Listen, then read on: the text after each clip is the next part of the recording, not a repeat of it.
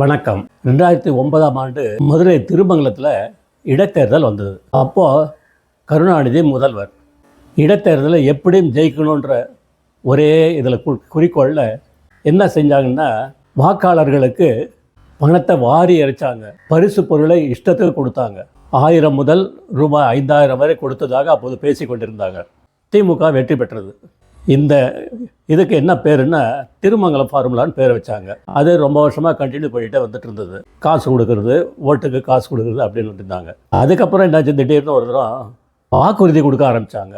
எலெக்ஷனுக்கு முன்னாடி வாக்குறுதி கொடுக்குறது, இலவச பஸ் பாஸு, அது இதுன்னு சொல்லிட்டு இஷ்டத்துக்கு பண்ணிட்டு இருந்தாங்க. 2026 2026 தேர்தலுக்கு ஸ்டாலின் அவர்கள் முதல்வரில் அவர் என்ன பண்ணியிருக்காருன்னா, எலெக்ஷனுக்கு முன்னாடியே ஒவ்வொரு பெண்களுடைய சேவிங்ஸ் பேங்க் அக்கௌண்ட்லேயும் 5000 ரூபாய் வர வச்சுட்டார்.